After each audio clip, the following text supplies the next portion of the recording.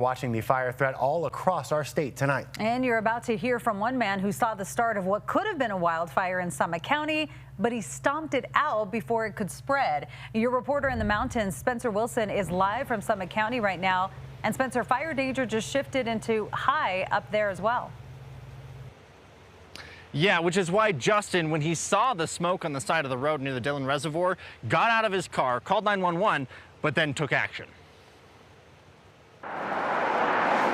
Right as I was coming around that corner, huge explosion, saw flames, saw smoke, and as I was heading by, I noticed there was 3 little fires right there. All that's left of those little fires is some small charring on the ground and caution tape around a power line, where wires have been unearthed. Justin says he used these very shoes to do some impromptu firefighting. Yeah, thank God I didn't have my chacos on. Fire officials have moved Summit County up to high on the fire danger scale. And while the high winds are an obvious factor, it's what's underneath our feet that's the big issue. It feels like an unusual year from a soil point of view right now. Chief Benedict says we're 4 to 8 weeks ahead of where we should be in previous years in terms of dry vegetation and water levels, even with our recent rains. For a little bit, we hit moderate. We started at low. May was great to us. We got a lot of moisture.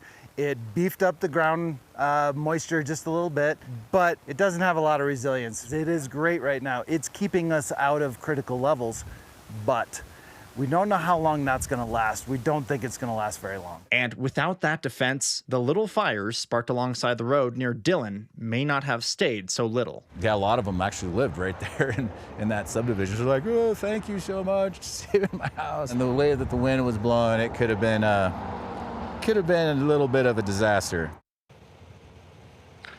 Right now, as we're standing here in Summit County, extra wind. We've been seeing this wind for the last 24 hours. We're expecting to see it well into the next 24 hours as well. Now, I did reach out to Xcel Energy asking what happened with that particular power pole. They told me it was an electrical incident, no more description than that, but that they are taking care of it. They did want to remind everybody, if there's a power line down, which there wasn't to my understanding, you do not want to be near that area. So it was brave of this person to go try and take care of the situation. We're thankful they did get it out, but sometimes you got to leave that to professionals as well.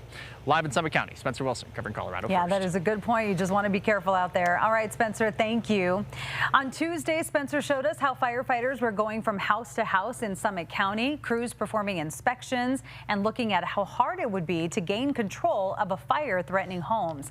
So make sure to send Spencer your story ideas by emailing yourreporter@cbs.com.